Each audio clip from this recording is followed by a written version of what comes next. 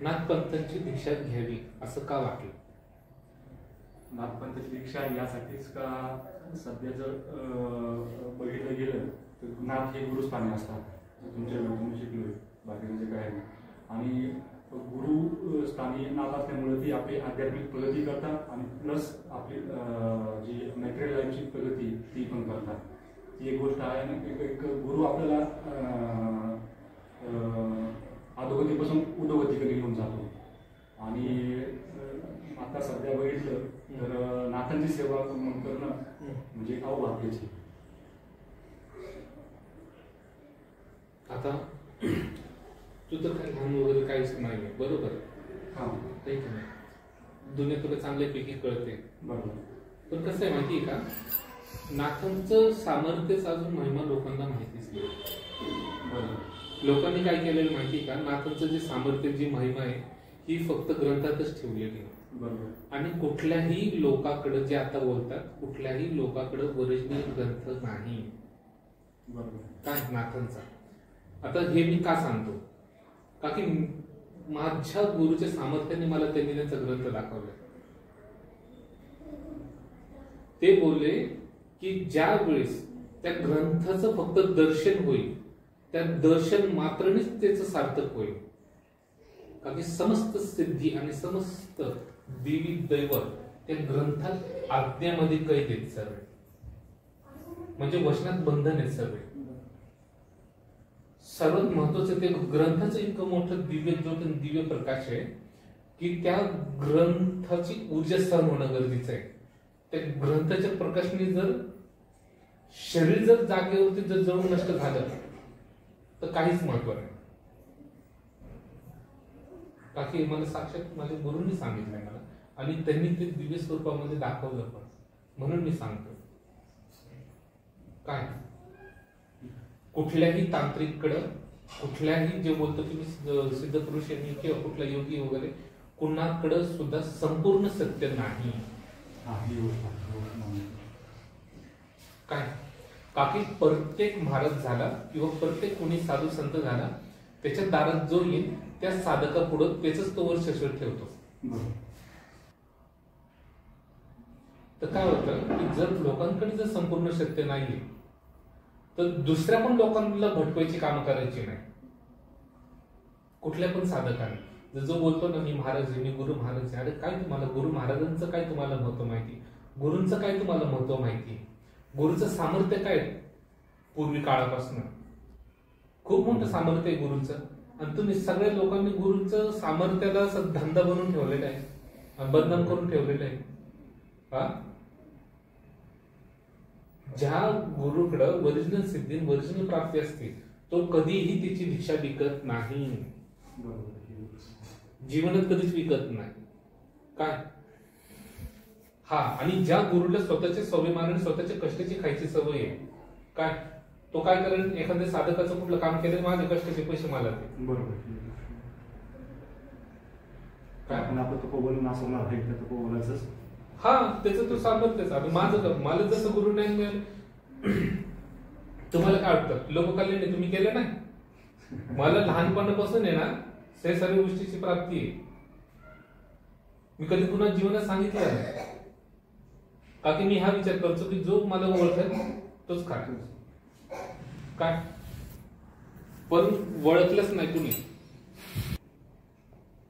त्याच्यामध्ये सर्वात महत्वाची एक गोष्ट असं असतं, ज्या वेळेस काय कुठली पण सिद्धी असो किंवा कुठली पण प्राप्ती असो, गुरु नुसतं नावाला म्हणून शिष्य करायचं नसतं.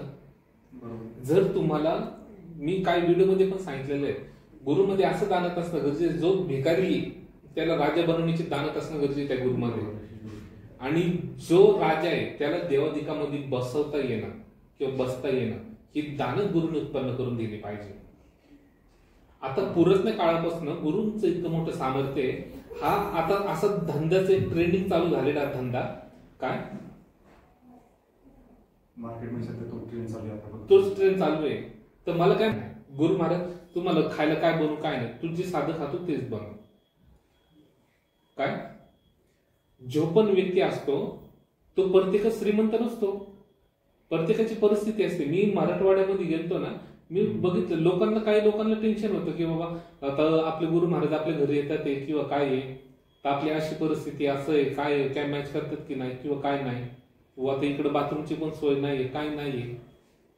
अरे तू ज्या देवाची भक्ती केली ना, तुझ्या देवाची भक्ती केली त्या साधकांनी, त्याच्या कर्मफळानुसार जर तो पुढचा खरंच सिद्ध गुरु असेल, तर त्याला खरंच प्राप्ती असेल आणि त्याला खरंच ज्ञान असेल, तर तू भिकारी अवस्थेत राहा तरी तुझ्याकडे थांबणार.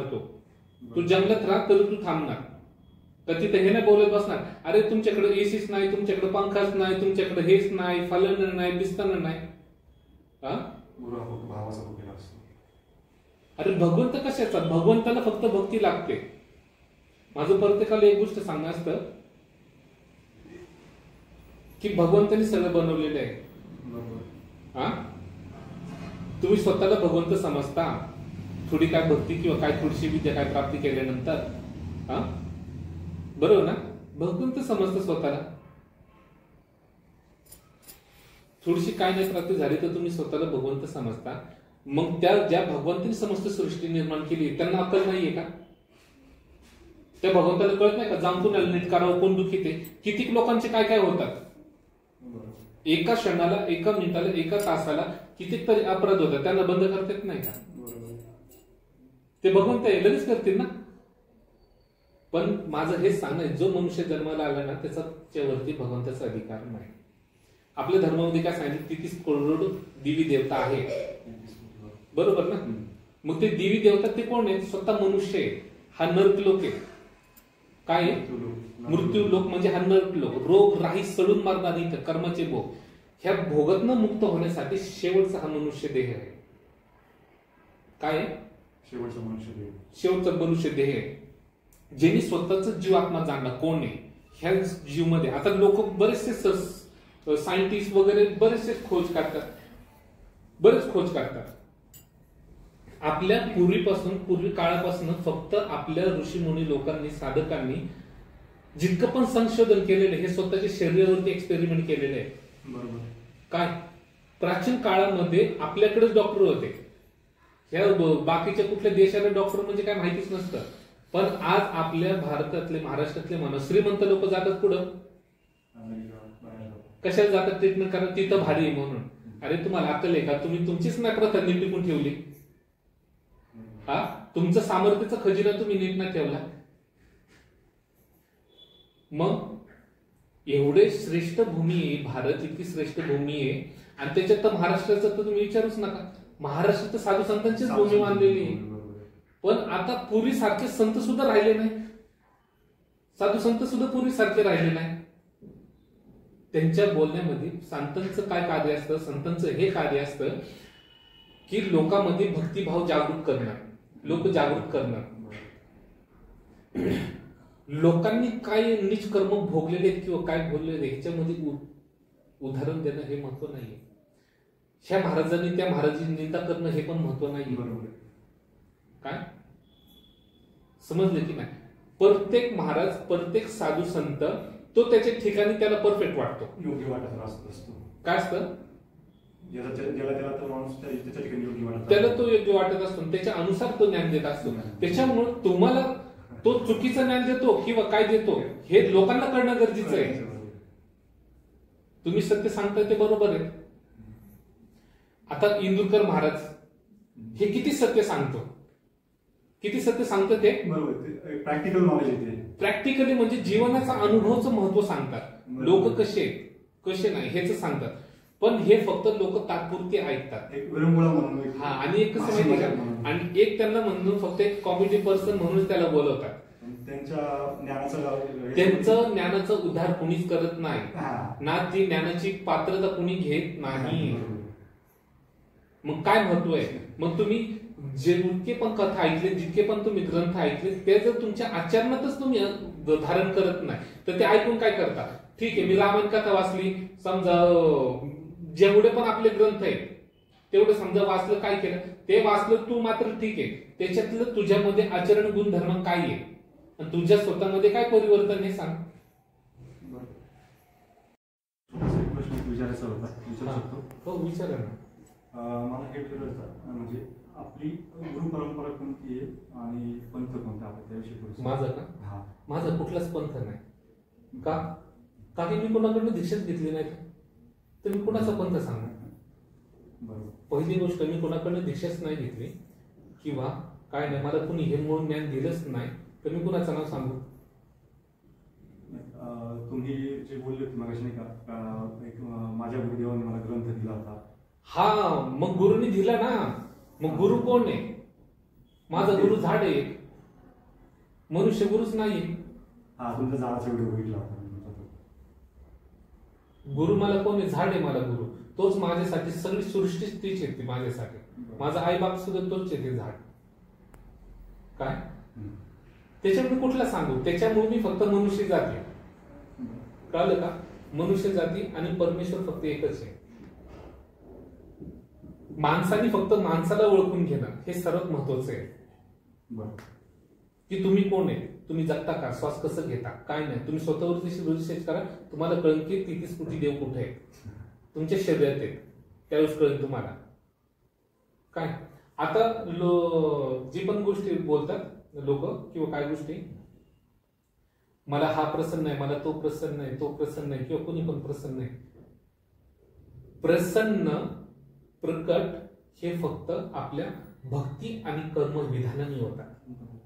काय? आणि भक्ती कर्म विधान आपलं सामर्थ्य उत्पन्न करते आणि ह्याच्या अनुसारच लोकांचं कार्य होतं. असं असतं. याच्यामध्ये गुरुदेव क्षमा करा, फक्त एक अजून एक गोष्ट मला हा प्रश्न आपल्या संभाषणाच्या माझ्या डोक्यामध्ये अजून एक प्रश्न आलेला आहे, तो विचारतो होतं.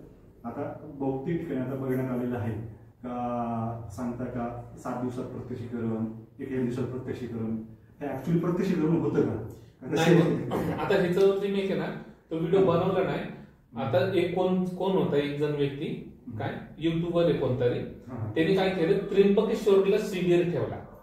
काय ठेवला? शिबिर ठेवलं. तर त्यांनी असं शिबिर ठेवलं की 3 दिवसामध्ये तुम्हाला जिन आणि मुंजा प्रकट करून दिले जाईल. कसं शक्य होतं? आता हा मग तेच आता सांगतो ना तुला. आता मी भाजीपालाचा व्यापारी बघितला, काय भाजीपालाचा सगळ्याचा व्यापार बघितलेला आहे. आता हा भूताचा व्यापार करणारा कोण निघाला, किंवा दिव्य शक्ती विकणारा हा कोण निघाला? काही काही धामवाले सांगतात ते कोण, कोणी कुठल्या तरी धामचं नाव घेतलं होतं, काय धामचं नाव. तर ह्या मुलांनी 20,000 रुपये भरले 3 दिवसाची फी. किती? 20,000 पोरांनी. आणि 20,000 रुपये त्यांनी ते भरले वगैरे आणि गेले आणि बसले त्या विधीला, मुंज्याच्या विधीला आणि जिनच्या विधीला. कोण? आणि 3 दिवस झाले आणि कुणालाच प्रकट नाही झाले त्याच्यात. काय आता कुणाला प्रकट नाही झाले. मी त्या अंगात येणं बुरबुर कमी मी त्याला नाही मानणार. ज्याच्या अंगात येते त्याला कळावं की त्या अंगात येते नेमकी काय आहे, त्याला दिसणं गरजेचं आहे. ज्याच्या अंगात येते त्याला तर दिसणं गरजेचं आहे ना. बरोबर की नाही? तर त्यांनी बोललं त्यांचे पैसे पण गेले बिचारे गोरगरीब. आता हे आपली भोळी भाबडी अशी जनता आहे की जिन मुंजा बिंजा ह्याच्या मागे लागतात, की त्याच्या मागे लागलं की तो प्रकट झालं की आपल्याला पैसे देईल. काय आता लोक याच्याकडे बघतात फक्त काय ते प्रकट झालं की मग तो पैसे देईन आपल्याला, मग माझी गरज परिस्थिती सुधरेल. तसं कधीच नाही करायचं. कुठला पण असो, जिन असो, भूत असो, भक्ती अशी करा की तो स्वतःहून प्रकट झाला पाहिजे. मी म्हणत नाही देव भूत पण आहेत, हे सगळे आहेतच ना. पण माझं म्हणणं कसं आहे की तुम्ही अशी भक्ती करा की तोच येऊन प्रकट झाला पाहिजे, तो बोलला पाहिजे, बोल तुझ्यासाठी काय करू, मग तुम्हाला भूतच पाहिजे तर.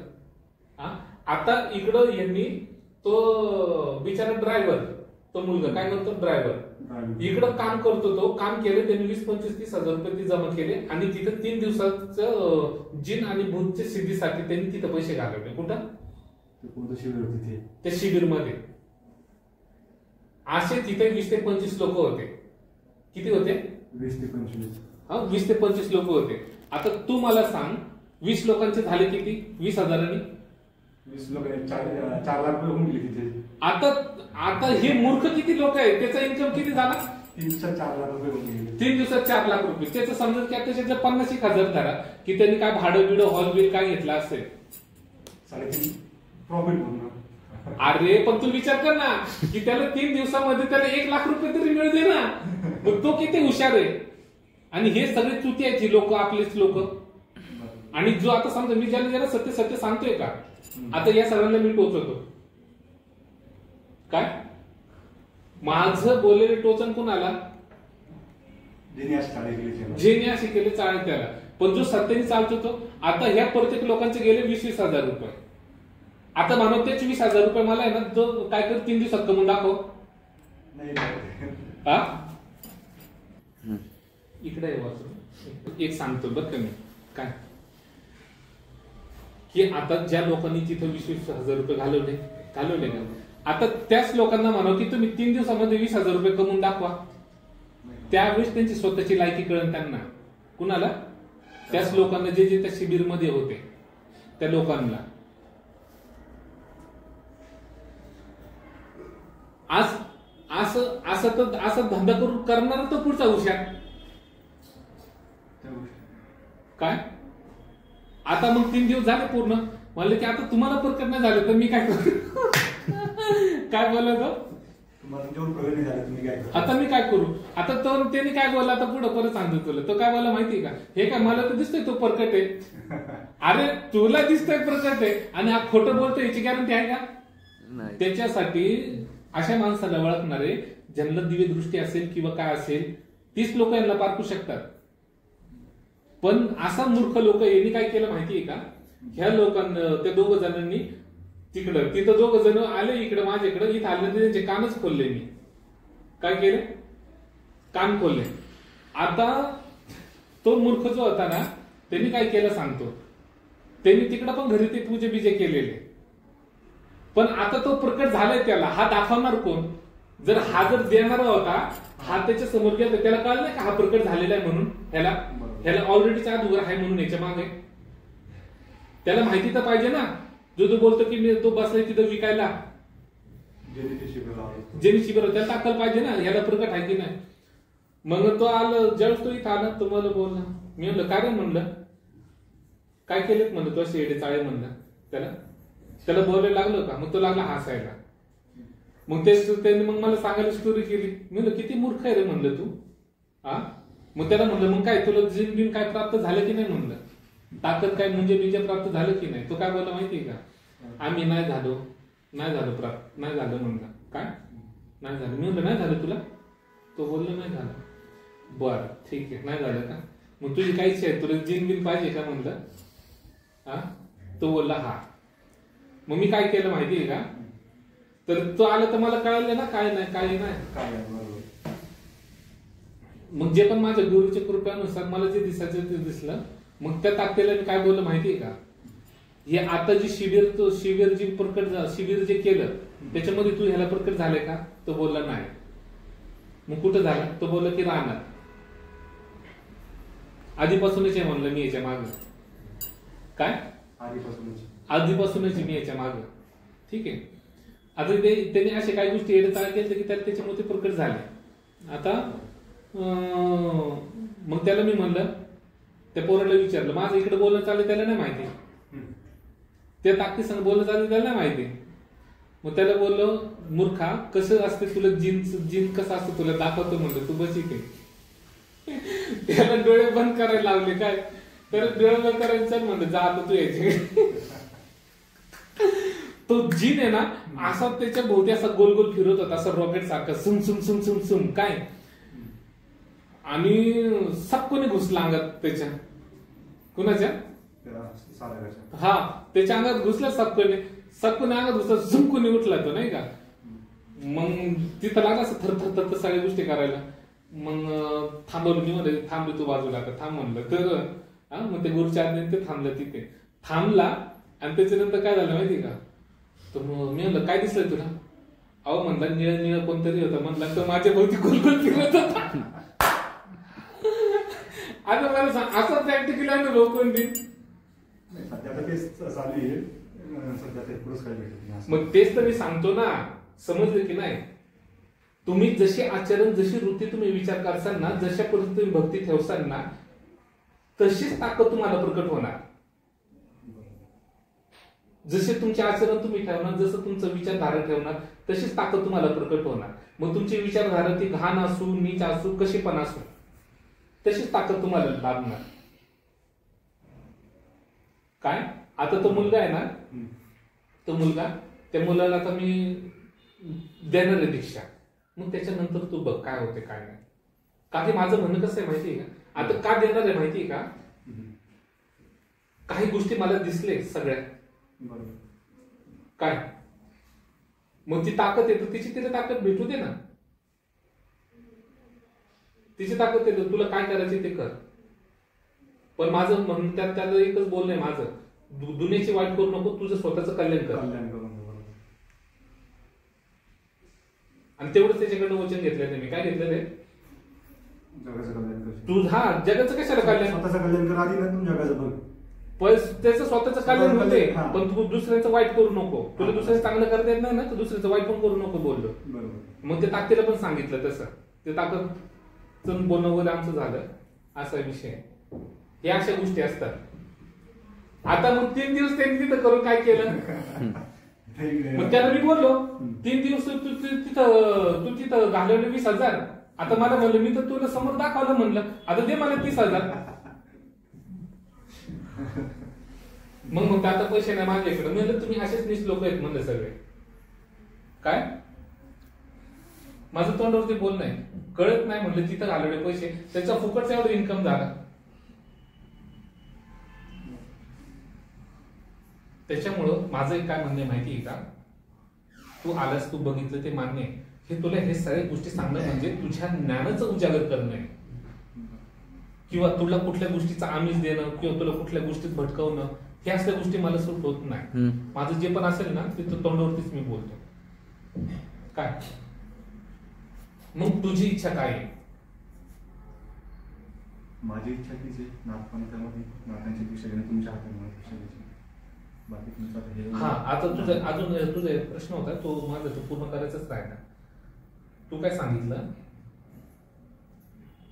तुमचा कुठला पंथ आहे कुठला नाही. तुम्हाला मी तुला काय सांगितलं, आता मला गुरुच असे झालेले की त्यांचं वर्णनच नाही सांगू शकत, आणि त्यांचं नाव सांगितलं तर विश्वास नाही ठेवणार. बरोबर नाही, ती गोष्ट माहिती. तुमचा तो व्हिडिओ बघितला होता, त्या व्हिडिओ मध्ये झाले. आता मला अजून एक तुला सांगायचे,